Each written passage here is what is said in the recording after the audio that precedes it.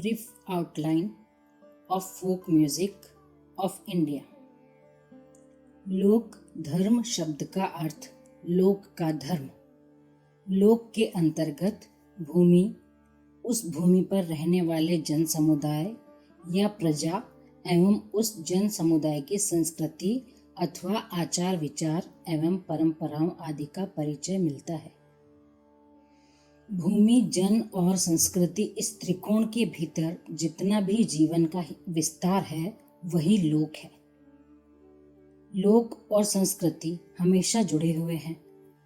आचार विचार, व्यवहार, परंपराएं, लोकाचार, रीति रिवाज तथा काव्य, संगीत, चित्र, मूर्ति तथा वास्तुकलाएं आदि सभी संस्कृति के अंतर्गत आती हैं। सांस्कृतिक परंपरा में रीति रिवाजों, परंपराओं का अटूट क्रम विद्यमान रहता है। लोक संगीत में लोक संस्कृति के सभी तत्व विद्यमान रहते हैं। हमारे देश की संस्कृति और प्रकृति बड़ी अनूठी है। इसकी गोद में असंख्य दुर्लभ चीजों का समागम है। यहाँ अनेक प्रकार के पर्वों का सिलसिला लगा ही रहता है और इन उत्सवों में अपने अपने प्रांतों में अपनी अपनी भाषाओं में गाए जाने वाले गीतों को लोक गीतों की श्रेणी में रखा जाता है। लोक संगीत से तात्पर्य है कि जो संगीत जनमानस के मन का रंजन करे। लोक प्लस संगीत इज इक्वल टू लोक संगीत। यह लोक जीवन से जुड़े आम मनुष्य का संगीत है।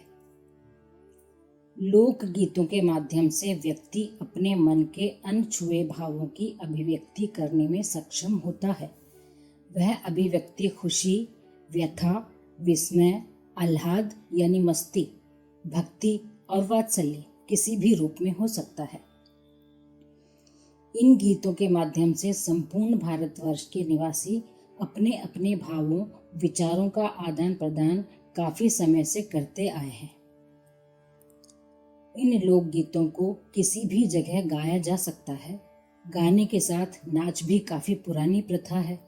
कभी कभी इन गीतों को गाते समय स्त्रियां उसकी ताल, लय, स्वर और शब्दों में इतना भाव विभोर हो जाती हैं कि उनका पैर नाचने को उठ जाता है और वो नाचना भी शुरू कर देती हैं।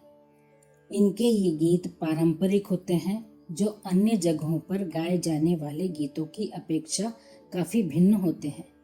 इन गीतों के साथ यह कभी कभी मंजीरा भी बजाती हैं और ढोलक भी बजाती हैं। इससे उनका समय भी कट जाता है और मनोरंजन भी हो जाता है, जिससे मन भी प्रसन्न रहता है। हमारे आम जीवन से जुड़े इन गीतों से न सिर्फ मनोरंजन ही होता है, बल्कि एक प्रकार का संदेश इसमें निहित रहता है। इन्हें स्वरों के उतार चढ़ाव और विभिन्न प्रकार की लयों तथा ताल, स्वर, पद आदि के द्वारा गाया जाता है। कुछ पारंपरिक लोक गीतों को दो भागों में बांटा जा सकता है। इनमें स्त्रियों की मनोदशा का वर्णन भिन्न भिन्न रूप से प्राप्त होता है। पहला है गाने के पारंपरिक लोकगीत और दूसरा है गाने और नाच दोनों के लोकगीत। जैसे किसी गीत में सीता के स्वयंवर का वर्णन हो तो वहाँ की रंग भूमि की सुंदरता का वर्णन, देश विदेश के राजा आए बैठे हैं जिनमें कौशल्या के पुत्र राम भी हैं। फिर राधा कृष्ण के प्रसंगों का चित्रण। इस प्रकार के गीत जिन लोगों द्वारा गाए जाते हैं उनके द्वारा कई पीढ़ियों से चली आ रही परंपरा पिछली पीढ़ी से अगली पीढ़ी को सिखाते हुए लोक गीतों की परंपरा आगे बढ़ रही है। स्त्रियां धार्मिक संस्कारों में बंधी होती हैं, इसलिए उनके मन की समस्त भावनाएं व्यक्त करने का माध्यम अधिकतर ईश्वर ही रहते हैं और वह ईश्वरीय सत्ता को अपना माध्यम बनाकर भक्ति की ही नहीं बल्कि प्रेम, समर्पण तथा वात्सल्य आदि की बात भी कह देती हैं। साथ ही इस तरह उनके द्वारा ईश्वर के नाम का स्मरण भी हो जाता है। दूसरे गीत में औरतों द्वारा पति से अपनी फरमाइश करने के गीत होते हैं।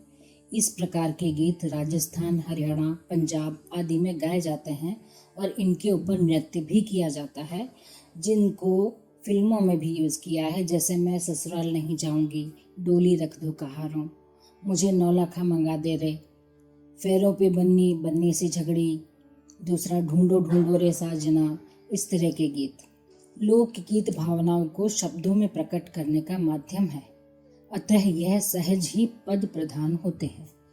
ताल, लय, स्वर इसके सहयोगी हैं, यद्यपि बिना अभ्यास के, और वो भी समूह में गाते हुए विभिन्न स्थानों पर बेसुरा व बेताला होने की गुंजाइश होती है, फिर भी पद और विषय वस्तु इतनी सहज व सार्थक होती है कि वह अपने प्रवाह में प्रत्येक को बहाकर ले जाने में समर्थ होती है। भारत के लोकगीतों को विविध विभागों में बांट सकते हैं, जैसे कि उत्तर प्रदेश के गीत, संस्कार गीत, इसमें सोहर गीत जो बच्चे के जन्म या जन्मोत्सव पर गाए जाते हैं।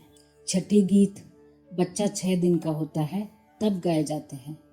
अन्नप्राशन बच्चे को जब पहली बार अन्न खिलाया जाता है तब। मुंडन बाल उतरवाने पर। विवाह के गीत अनेकों प्रकार के विवाह के गीत और उन पर नृत्य भी होते हैं। ऋतु गीत होते हैं जैसे नाग पंचमी पर, गोवर्धन वगैरह त्योहारों पर। श्रमिक गीत खेत में रोपली करते समय जो गाए जाते हैं वो श्रमिक गीत। कोल्हू गीत पहले जो तेल निकालने के लिए कोल्हू चलते थे उस समय गीत गाए जाते थे। चरखा गीत पहले बुजुर्ग महिलाएं चरखा चलाकर घर में धागा बनाती थी, उस समय वे वो गीत गाती थी। चक्की गीत जत्सर नामक गीत गाते थे चक्की पीसते समय, मतलब गेहूं या ज्वार कुछ भी अन्न पीसते टाइम ये गाया जाता था। जाति विशेष के गीत भी होते हैं जैसे अहीर, गौड़, धोबी, तेली आदि के गीत। राजस्थान के लोकगीत, राजस्थानी लोक संगीत विश्व भर में विख्यात है। इनमें जीवन के प्रमुख संस्कार, पर्वोत्सवों, धार्मिक अनुष्ठानों, ऋतुओं, व्यवसायों से संबंधित होते हैं। राजस्थानी लोकगीतों को स्वरूप की दृष्टि से 2 विभागों में बांट सकते हैं। एक ऐसे लोकगीत जो जन साधारण द्वारा गाए जाते हैं, दूसरा ऐसे लोकगीत जो सामंत शाही के फल स्वरूप पनपे हैं, जिन्हें राजस्थान की कुछ खास जातियां गाती हैं, जिनमें वहाँ की ढोली, दमामी, दाढ़ी जाति प्रमुख हैं। ये किसी राजा की प्रशंसा में गाए जाते थे। मांड, सोरठ और देस बहुत प्रसिद्ध हुए। राजस्थान वीरता के लिए जाना जाता है, इसलिए इनमें प्रेम गाथा तथा पराक्रमी गीत भी गाए जाते हैं। एक प्रकार का गीत जला कहलाता है, जो बारात के जनवासे में स्त्रियों द्वारा गाया जाता है। घूमर गीत व नृत्य के लिए प्रसिद्ध है।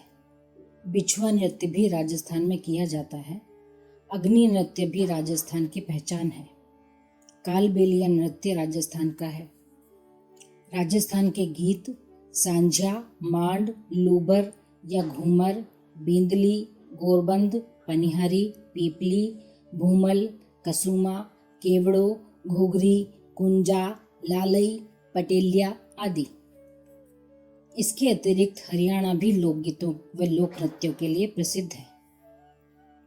इस प्रकार भारत के अन्य राज्यों की चर्चा करें तो असम में बिहू, कीर्तन, कर्मा गीत शैली है। आंध्र में कुंभी वगैरह, गुजरात में गरबा या गरबी, पंजाब में टप्पा, हीर व जिंदुआ, बंगाल में जात्रा, चटका, कीर्तन, भटियाली, सारी, बाउल, झूमर वगैरह। बिहार में खैलौना, सगुन, सोहर, पवारा, मुरलिया वगैरह। महाराष्ट्र में ओवी, मंगलागौर, लावनी, अभंग। मध्य प्रदेश में निंदाई, डंडा, बांस, भोजली वगैरह।